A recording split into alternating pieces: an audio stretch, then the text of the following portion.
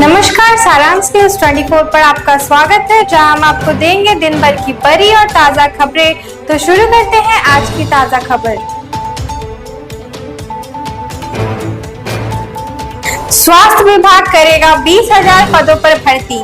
स्वास्थ्य विभाग में जल्द ही 20,000 पदों पर नियुक्ति होगी। इसके लिए विभाग ने कैबिनेट से अनुमति मिलने के बाद विभिन्न स्तर के 20,000 अतिरिक्त पदों को सृजन की स्वीकृति महालेखाकार से मांगी है।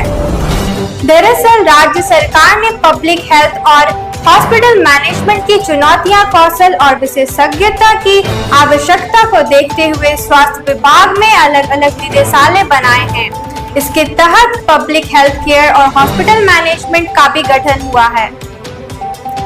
पब्लिक हेल्थ हॉस्पिटल मैनेजमेंट निदेशालय नाम से गठित इन निदेशालयों के संचालक को 20,016 पद स्वीकृत किए गए हैं। इन 20,016 अतिरिक्त पदों और 352 पदों के पर्यावरण से राज्य को सालाना 2,193 करोड़ रुपए का अतिरिक्त खर्च वहन करना पड़ेगा। चंपारण निवासी कर्नाटक के पूर्व डीजीपी ओम प्रकाश की हत्या, अपनों पर शक। 1981 बैच के 68 साल के आईपीएस अधिकारी ओम प्रकाश मूल रूप से बिहार के पश्चिम चंपारण के रहने वाले थे। पुलिस ने उनकी पत्नी और बेटी से पूछताछ शुरू कर दी है। रिटायर्ड डीजीपी ने पहले सहयोगियों से अपनी जान को खतरा की बात कही थी। सूत्रों के अनुसार ओम प्रकाश अपनी पूरी प्रॉपर्टी बेटे के नाम करना चाहते थे। यह फैसला परिवार को पसंद नहीं आया। उनकी मौत की जानकारी सबसे पहले उनकी पत्नी ने ही पुलिस को दी, लेकिन जब पुलिस पहुंची तो उन्होंने दरवाजा खोलने से इनकार कर दिया, जिससे शक बढ़ा। बारात में विवाद में हुई फायरिंग, 5 को लगी गोली, 2 की मौत। मामूली विवाद को लेकर कुछ लोगों ने ताबड़तोड़ फायरिंग कर दी। इसमें गोली लगने से किशोर सहित 2 की मौत हो गई, जबकि 4 लोग गंभीर रूप से घायल हो गए। घायलों में 2 की स्थिति नाजुक बनी हुई है। मृतक लहरप्पा गांव निवासी राहुल कुमार और लव कुश बताई जा रहे हैं। घायलों में इस गांव के अप्पू पंकज और नारायणपुर थाना क्षेत्र के भलूनी गांव के निवासी अक्षय सिंह हैं। रविवार रात लहरप्पा गांव निवासी कमलेश कुमार के घर बारात आई थी। द्वार पूजा हो रही थी, तभी कुछ लोग थार गाड़ी से पहुंचे। गली पतली होने से थार और दूल्हे की गाड़ी टकरा गई, जिसके फलस्वरूप थार के शीशे टूट गए। उससे गुस्साए थार सवार लोगों ने अंधाधुंध फायरिंग कर दी। थाना अध्यक्ष रणवीर कुमार के नेतृत्व में पहुंचे पुलिस मामले की छानबीन और गोलीबारी करने वालों की धरपकड़ में जुट गई है। गेमिंग ऐप के माध्यम से निवेश का झांसा देकर ठगी करने वाले 10 बदमाश पकड़े गए। साइबर थाने की पुलिस ने गेमिंग ऐप के माध्यम से निवेश का झांसा देकर ठगी करने वाले 10 साइबर बदमाशों को पकड़ा है। इसमें मोकामा में एक पार्टी का नगर अध्यक्ष राहुल रंजन बढ़िया निवासी कुणाल उर्फ राजीव व अन्य हैं। इनका ठगी करने का अंदाज भी निराला था। यह गिरोह सोशल मीडिया पर गेमिंग ऐप का विज्ञापन देता है। विज्ञापन में ही अकाउंट नंबर का भी कोड होता है। लोगों को गेम जीतने पर पहले तो पैसा लौटाया जाता है और फिर निवेश कराया जाता है। इसके बाद पैसों की ठगी कर ली जाती है। हाल के दिनों में साइबर थाने की पुलिस ने गेमिंग ऐप पर निवेश का झांसा देकर ठगी करने वाले गिरोह के 8 गिरफ्तार कर जेल भेज दिया था।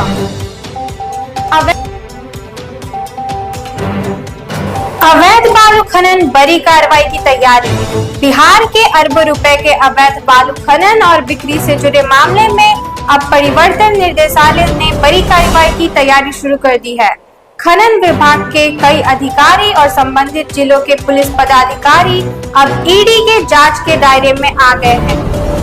ईडी ने हाईकोर्ट में भी यह मुद्दा उठाया था। मामलों की सुनवाई के दौरान ईडी ने पटना हाईकोर्ट में यह बिंदु जोरदार तरीके से उठाया कि अवैध खनन के मामलों में लापरवाही और मिलीभगत साफ नजर आती है। ईडी ने पहले ही इन प्राथमिकियों के आधार पर कई बड़े नामों के खिलाफ विशेष कोर्ट में आरोप पत्र दाखिल कर दिया है। दोस्तों ने ही मारी आपसी विवाद में अपने दोस्त को गोली। नौबतपुर प्रखंड परिसर में रविवार के दोपहर आपसी विवाद में 25 वर्षीय युवक को उसके दोस्त ने गोली मार दी। 2 गोली युवक के पेट में जा लगी। युवक मौके पर ही गिर पड़ा। गोली मारने के बाद आरोपी युवक मौका देख फरार हो गया। गोली चलने की आवाज से आसपास के मोहल्ले में हड़कंप मच गया। आसपास के लोगों ने घटना की सूचना पुलिस को दी। मौके पर पहुंची पुलिस ने घायल को अस्पताल में भर्ती कराया, जहां से डॉक्टर ने उसे पटना रेफर कर दिया। गोली लगने से घायल की पहचान नौबतपुर थाने के आरोपपुर निवासी सत्येंद्र सिंह के पुत्र विवेक कुमार के रूप में हुई है। दुष्कर्म के आरोपी ने थाने के हाजत में आत्महत्या का किया प्रयास। रविवार को मनेर थाना की हाजत में बंद दुष्कर्म के एक अभियुक्त ने गले में फांसी लगाकर आत्महत्या की कोशिश की। इसके बाद मनेर थाने के पुलिस कर्मियों के बीच अफरा तफरी की स्थिति बन गई। पुलिस कर्मियों ने मनेर स्थित अस्पताल में इलाज के लिए भर्ती करवाया। बताया जाता है कि औरंगाबाद जिले के वरुण थाना क्षेत्र के अनिल सिंह का पुत्र विकी कुमार पर लोदीपुर की रहने वाली एक युवती ने दुष्कर्म का आरोप लगाते हुए मनेर थाना में बीते वर्ष मामला दर्ज कराया था। पत्नी से बतियाने के शक में दिया वारदात को अंजाम। बेतिया पुलिस लाइन में साथी जवान को गोलियों से भूना मौत। पुलिस लाइन के एक बैरक में रविवार की देर रात सर्वजीत राम ने अपने साथी जवान सोनू कुमार को गोलियों से भून डाला। सोनू को कल 12 गोलियां लगी है। घटना के बाद सर्वजीत बैराक की छत पर चढ़कर हवाई फायरिंग करने लगा। घटना रात के 10:30 बजे पुलिस लाइन के बैरक नंबर 4 के ऊपरी तल पर हुई। बाद में पुलिस पदाधिकारी ने बड़ी चालाकी से किसी तरह से उसे छत से उतरवाया और कब्जे में लिया। उसके पास से इंसास राइफल, 2 खाली मैगजीन और 11 खोखा मिला है। एक मैगजीन गायब है। भर्ती परीक्षाओं के लिए आधार प्रमाणीकरण करेगा एसएससी।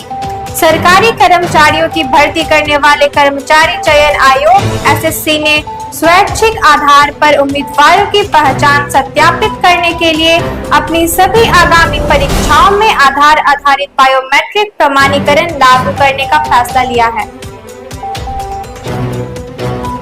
जीनोम सीक्वेंसिंग से अब होगी सटीक चिकित्सा। अब मरीजों को उनकी जरूरत के मुताबिक सटीक इलाज मिल सकेगा। महत्वाकांक्षी जीनोम इंडिया प्रोजेक्ट के तहत 10,000 लोगों को जीनोम सीक्वेंसिंग के लिए पहले ही चिकित्सक चिन्हित किया जा चुका है। देश के 83 भौगोलिक और भाषा क्षेत्र से चुनी गई इन लोगों की जीनोम सीक्वेंसिंग प्रक्रिया भी अब पूरी कर ली गई है। जीनोम इंडिया प्रोजेक्ट भारत के लिए एक महत्वपूर्ण क्षण है, क्योंकि इससे देश में सार्वजनिक स्वास्थ्य सेवा प्रणाली को बढ़ावा मिलने के अलावा आनुवांशिक आधारित उपचारों को बढ़ावा मिल सकता है। नमो भारत एक्सप्रेस की रैक राजेंद्र नगर पहुंची। 24 को होगा उद्घाटन। रेल यात्रियों के लिए खुशखबरी है। अब वंदे मेट्रो नमो भारत एक्सप्रेस से यात्रा करेंगे। रविवार को इस ट्रेन की रैक दानापुर मंडल के Rajendra Nagar coaching complex railway yard में पहुंच गई। रेलवे अधिकारियों का कहना है कि प्रधानमंत्री नरेंद्र मोदी 24 अप्रैल को इस ट्रेन का शुभारंभ कर सकते हैं। पटना से मोकामा, दरभंगा, मधुबनी होते हुए जयनगर तक जाएगी। जोरों पर तैयारी। शहर में ऑटो परिचालन के लिए 3 जोन और 26 रूट निर्धारित। प्रमंडलीय आयुक्त ने जिला प्रशासन से रोड पर विस्तृत रिपोर्ट मांगी। 8,792 ऑटो का परिचालन होगा। हरी जोन में 6,239 ऑटो पीले तो नीले में चलेंगे 3,150। राजधानी में ऑटो पर निर्धारित रूट पर ही चलेगा। पटना व नालंदा के 55 केंद्रों पर पीपीयू की स्नातक पाठ घट परीक्षा आज से। बीए, बीएससी व कॉमर्स संख्यक में 85,000 से अधिक विद्यार्थी।